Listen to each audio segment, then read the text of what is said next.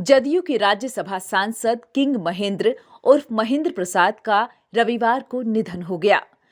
दिल्ली के अपोलो अस्पताल में उन्होंने आखिरी सांस ली। किंग महेंद्र लंबे समय से बीमार चल रहे थे। महेंद्र प्रसाद राज्यसभा सांसद होने के साथ ही 2 दवा कंपनियों के मालिक भी थे। वो भारत के दूसरे सबसे अमीर सांसद थे। उनकी मौत से सियासी गलियारे से लेकर औद्योगिक जगत में भी शोक की लहर है। कांग्रेस, राजद समेत भाजपा और जदयू के नेताओं ने ट्वीट के जरिए किंग महेंद्र के निधन पर शोक जताया है।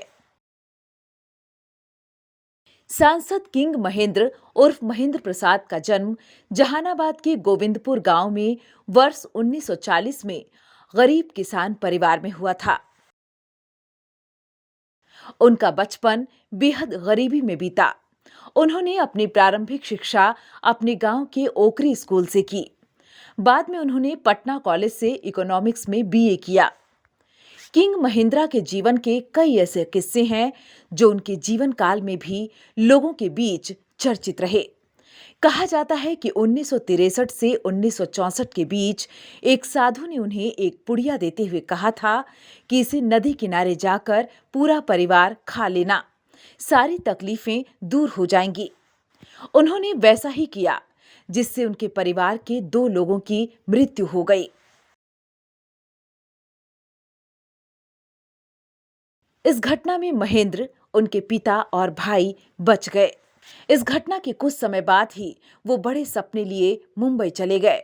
यहाँ कड़ी मेहनत के बाद 1971 में उन्होंने अपने खुद की अरिस्टो फार्मास्यूटिकल नाम की दवा कंपनी शुरू की, जो आज देश की टॉप 10 दवा कंपनियों में शामिल है।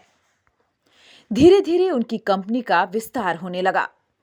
कुछ साल में ही उन्होंने 4000 करोड़ की संपत्ति खड़ी कर ली। 1980 में वो अपने गांव लौट आए। उस वक्त तक उनके नाम के साथ किंग जुड़ चुका था। 1980 में उन्होंने अपनी राजनीतिक पारी की शुरुआत की।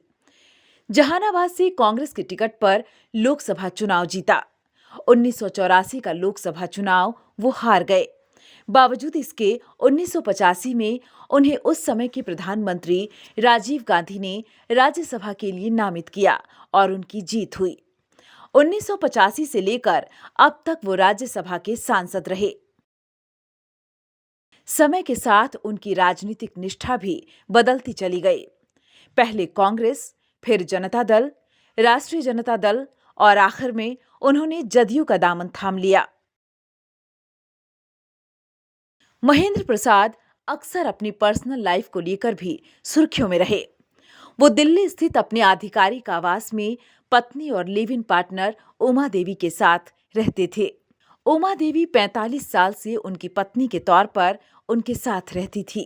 पारिवारिक विवाद होने पर हाईकोर्ट के फैसले के बाद उन्हें घर छोड़ना पड़ा था। बाद में हाईकोर्ट के फैसले के खिलाफ उन्होंने सुप्रीम कोर्ट का दरवाजा खटखटाया। ये मामला अभी तक कोर्ट में चल रहा है।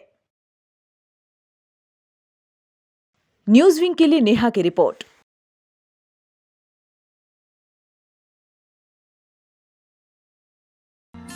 Giridih is a small place, and we have like very less facilities in terms of education and this kind of infrastructure. It came to our mind that basically there should be good opportunities for the students of Giridih, those who are leaving the town and going outside for studies, their higher studies and their education. I wanted my son to start with the coding classes, so I researched it online. I got through all the reviews and everything. Then I got in touch with the White Hat representatives, and I was very happy with the progress and all how he was doing. So then I thought that why not to implement it in our school so that all the students are able to learn this thing. I started coding because we can make our thoughts real. We can interact with the computer. White Hat Junior is helping me to create a web browser. And I think on this part, White Hat is actually leading, on this coding platform. It is definitely a very good platform and one should implement in every school.